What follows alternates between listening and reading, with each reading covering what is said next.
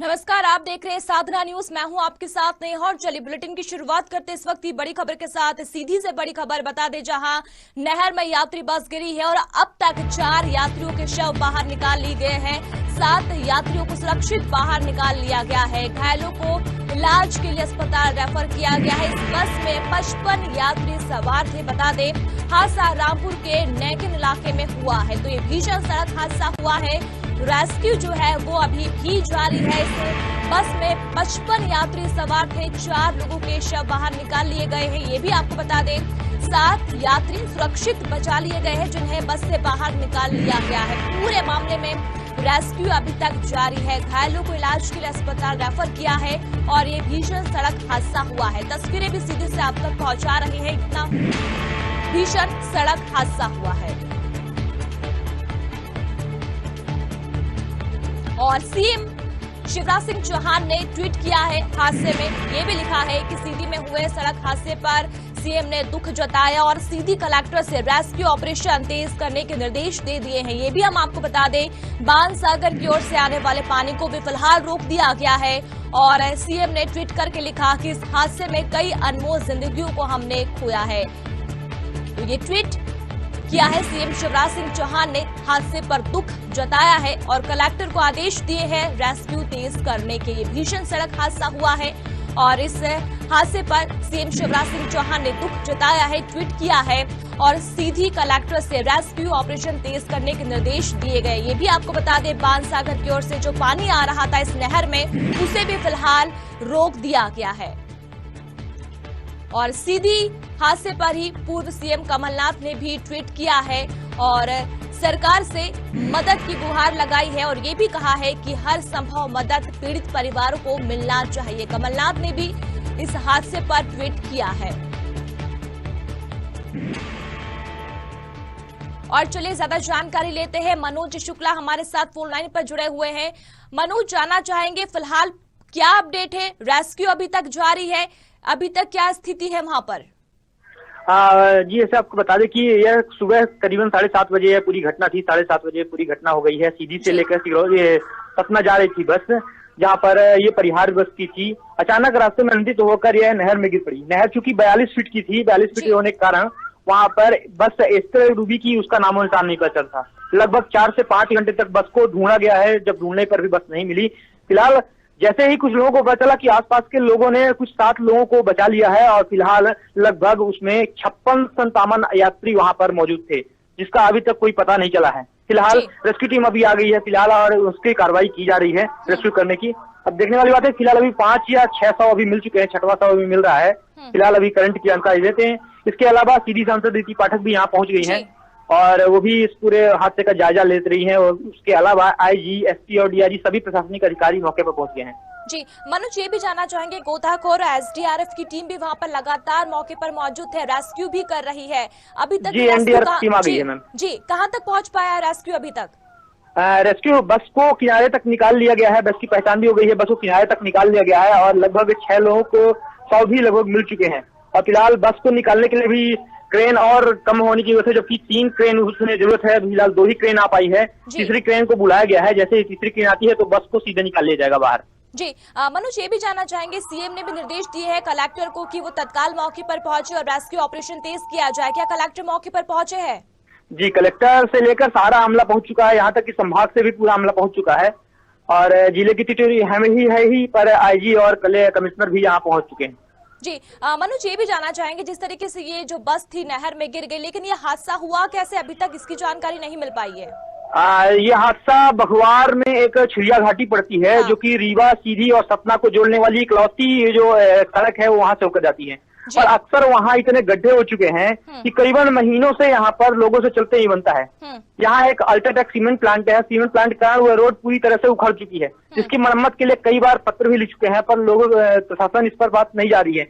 इसलिए वहां पर एक ट्रक पलट गया था, जिसकी वजह से रूट को डाइवर्ट कर दिया गया है। लगभग 3 दिन हो गए हैं उस प्रोजेक्ट को। लगातार 2 दिनों से, तीसरा दिन आज कहलाएगा, 3 दिनों से बस ये उल्टा रूट होके जा रही थी। ये रूटीन बस का नहीं था।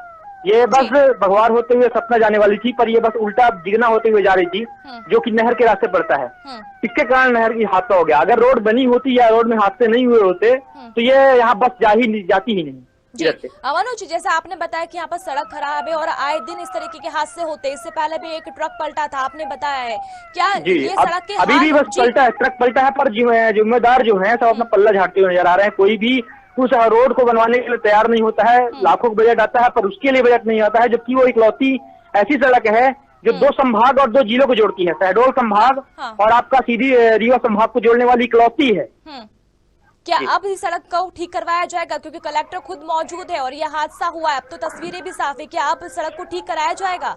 अब देखने वाली बात है कि अब क्या ठीक हो पाता है। फिलहाल बहरहाल बस भी वो सामने ही मैं खड़ा हूँ स्पॉट पे, बस भी आ चुकी है, बाहर निकाल रहे हैं। हाँ, बस को बाहर निकाला जा रहा है। अब देखने वाली बात है कितने लोग मरने की उम्मीद है, अब देख के ही जानकारी इस पर दे पाएंगे। मनोज, ये भी जानना चाहेंगे, पीड़ित परिवार के लिए भी मदद की गुहार की बात कही गई है, क्योंकि पीड़ित लोग हैं, शव भी बाहर निकाल लिए गए हैं, 55 यात्री यहाँ पर सवार थे। परिजनों को यहाँ बता दिया गया है, जानकारी दे दी गई है जो यहाँ बस में सवार थे यात्री?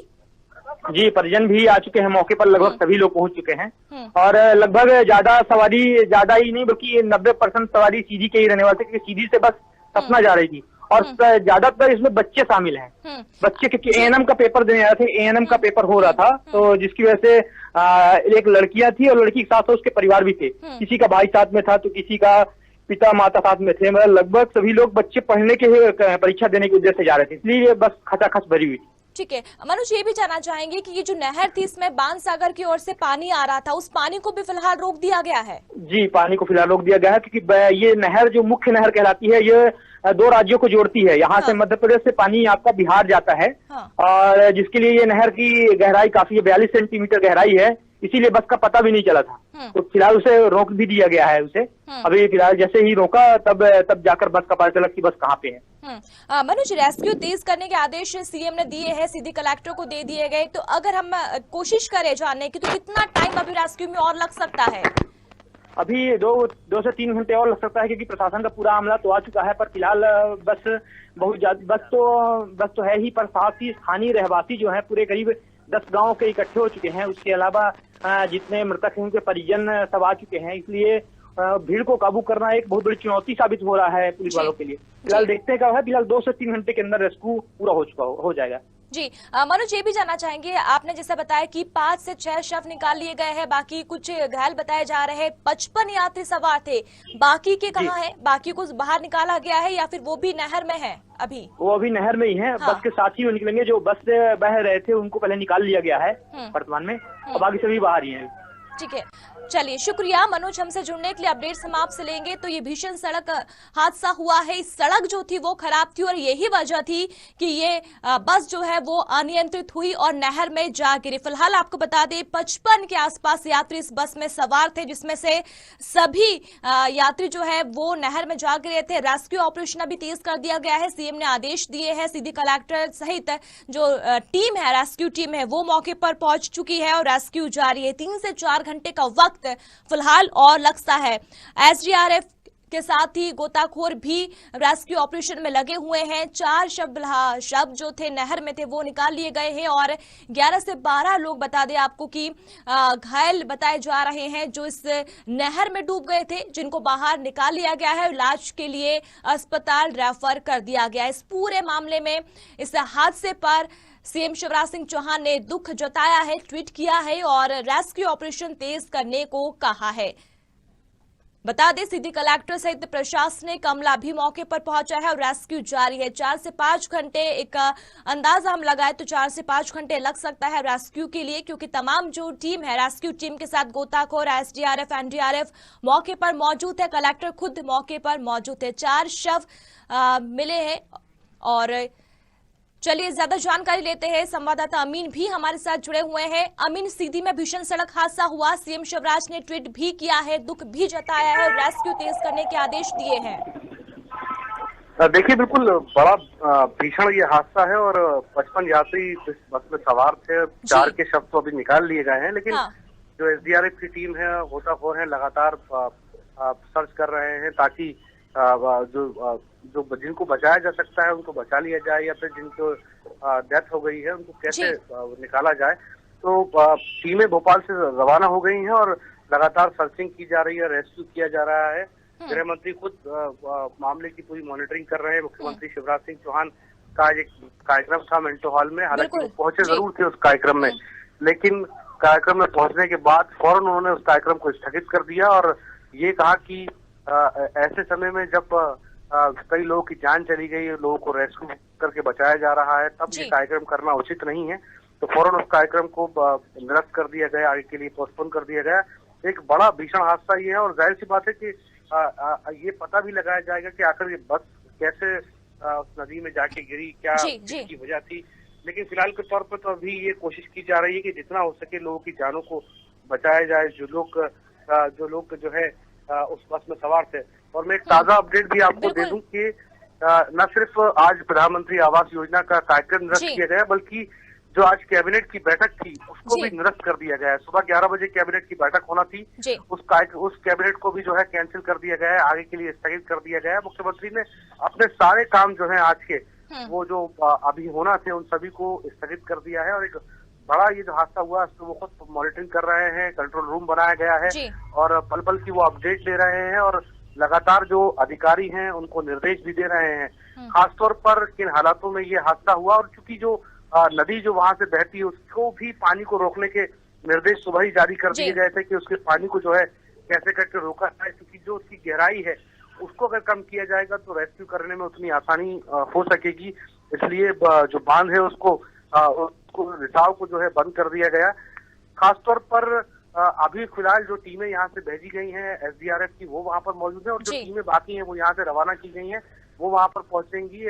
और जो घायल हैं उनको पास के एक जो जिला अस्पताल है वहाँ पर ले जाया गया है और जो जरूरत अगर किसी को पड़ रही है तो फिर उसको बाहर जो बड़े मुख्यालय है भोपाल भी रेफर करना है तो यहाँ पर रेफर किया जा सकता है। इसे उन्होंने निर्देश दिए हैं कि अगर कोई गंभीरता ज्यादा किसी को लग रही है तो भोपाल भी रेफर किया जा सकता है। तो एक बड़ा हादसा हुआ है, मॉनिटरिंग मुख्यमंत्री खुद लगातार कर रहे हैं। जी अमीन, ये जो बस थी वो सीधी से सतना जा रही थी और ये वो रास्ता है जहां पर सड़कें बेहद ज्यादा खराब है। जब हमने संवाददाता से जानने की कोशिश की तो उनका भी यही कहना था, ये वो रास्ता है जहां आए दिन हादसे होते हैं।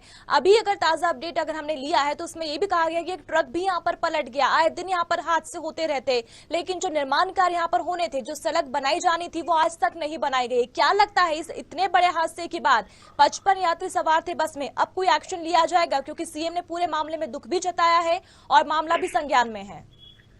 देखिए, सबसे पहले तो अभी रेस्क्यू जरूर किया जा रहा है, लेकिन उसके बाद पूरे मामले की विवेचना भी होगी और पूरे मामले जैसा कि हर मामले तो होता है कि आखिर क्या वजह रही। क्योंकि हमने देखा कि इससे पहले जब एक रायसेन में एक हादसा हुआ था इसी तरह का, तब ये बात निकल कर सामने आई थी कि रायसेन की जो सड़क थी उसमें बड़े बड़े गड्ढे थे और उन गड्ढों में की वजह से जो है वो बस अनियंत्रित हुई थी और उसके बाद वो हादसा हुआ था।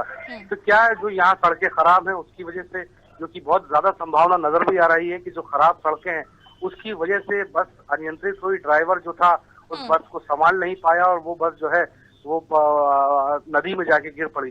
तो ऐसी परिस्थितियां जो बनी, क्या हालात थे, तमाम चीजों की विवेचना की जाएगी तभी ये सामने आएगा। लेकिन प्राथमिक तौर पर जो चीजें सामने आ रही हैं, या तो ड्राइवर, क्योंकि सुबह का ये मामला है, या ये हो सकता है कि ड्राइवर का अचानक जो है सुबह के टाइम कहा जाता है कि झपकी लग जाती है, तो ये एक वजह हो सकती है, या फिर सड़कें खराब होने की वजह से ड्राइवर गाड़ी को कंट्रोल नहीं कर पाया और उसके बाद ये हादसा हुआ। बहरहाल ये मामले की जब विवेचना होगी तब चीजें सामने आएंगी, लेकिन फिलहाल के तौर पर भी रेस्क्यू अभियान जारी है। जी अमीन, लेकिन एक चिंताजनक बात ये भी है कि मध्य प्रदेश में सड़कों के जो हाल है वो काफी दयनीय है। समझ में नहीं आता कि सड़कें में गड्ढे या गड्ढों में सड़कें हैं, लेकिन इसके बाद भी कोई एक्शन नहीं लिया जाता और ताजा उदाहरण आज हम देख भी रहे हैं। देखिए, सड़कों को लेकर जितनी बात की जाए उतना कम है, क्योंकि सड़कें हमेशा से ही उतनी अच्छी नहीं कही जा सकती हैं जितनी अच्छी की बात की जाती रही है। मुख्यमंत्री ने खुद अमेरिका पहुंचकर कहा था कि अमेरिका से अच्छी सड़कें हैं, लेकिन हमेशा उसकी पोल खुलती हुई नजर आती है। और मध्य प्रदेश के हम चाहे बड़े शहरों की बात करें, गाँव की बात करें, जो एक दूसरे की कनेक्टिविटी करती है, सड़कें बहुत खराब स्थिति में है। रिपेयरिंग करने की और सही करने की दिशा निर्देश जरूर दिए गए थे, लेकिन बार बार ये कहा जाता है कि माली हालत सरकार की उतनी अच्छी नहीं है और इसकी वजह से जो है काम तेजी से नहीं हो पा रहा है। तो बहरहाल ये तमाम चीजों पर चर्चा जरूर होगी इस पूरे मामले के ऊपर, लेकिन फिलहाल के तौर पर जैसा कि हम बता रहे हैं कि अभी सबसे महत्वपूर्ण बात यही है कि जितनी जानों को बचाया जा सकता है उसको बचाया जाए, और अगर जो लोग चूंकि इस हादसे में अपनी जान गंवा बैठे हैं उनके शवों को जितनी जल्दी हो सके उनको रेस्क्यू किया जाए। जी अमीन, सीएम के साथ पूर्व सीएम कमलनाथ का भी ट्वीट इस पूरे हादसे पे आया है। इस मामले पर उन्होंने भी दुख जताया है और गृह मंत्री की ओर से भी बयान आया है, उन्होंने भी दुख जताया है। कोशिश जारी है, रेस्क्यू जारी है। देखिए बिल्कुल, कमलनाथ और कांग्रेस के जो तमाम बड़े नेता हैं उन सभी ने बड़े हादसे पर दुख व्यक्त किया है। उनका कहना है कि ऐसा हादसे नहीं होना चाहिए, क्योंकि ऐसे समय पर राजनीति नहीं होना चाहिए। कमलनाथ ने भी बहुत सधे हुए अंदाज में ट्वीट किया है कि जो है तमाम मरने वालों को वो श्रद्धांजलि देते हैं और जो घायल हैं उन सभी को जितना अच्छा उपचार दिया जा सकता है उनको दिया जाए। गृह मंत्री ने भी अपनी बात रखी है, लगातार मॉनिटरिंग कर रहे हैं। जो तमाम बाकी नेता हैं वो भी इस मामले के ऊपर जो है दुख व्यक्त करते हुए नजर आ रहे हैं।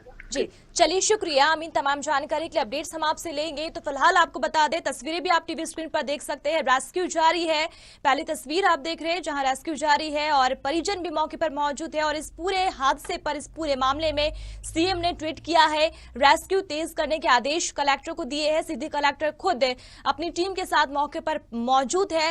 रेस्क्यू जारी है, 3 से 4 घंटे का वक्त अभी और लग सकता है, क्योंकि जो यात्री इस बस में सवार थे वो नहर में गिरे हुए हैं। 5 शवों को बाहर निकाल लिया गया है और जो नहर में डूबे हुए उन्हें निकालने की कोशिश पूरी की जा रही है। टीमें यहां पर मौजूद है और जो रास्ता है वो यहां पर रोक दिया गया है। गंगा सागर की ओर से जो पानी इस नहर में आ रहा था उसे भी रोक दिया गया है, ताकि सही तरीके से सही समय पर रेस्क्यू हो सके। आज सुबह यह हादसा हुआ है और ये जो बस थी वो सतना जा रही थी और इसी बीच जो सड़क मार्ग है जहां से आए दिन ये बस जाती है वहां यह हादसा हुआ, क्योंकि सड़क जो है वो बेहद ज्यादा खराब है। यहां निर्माण होना था सड़क का, लेकिन वो नहीं हुआ और ये वो सड़क है जहां आए दिन हादसे होते रहते और इसी सड़क पर आज ये भीषण सड़क हादसा हुआ है। फिलहाल रेस्क्यू जारी है।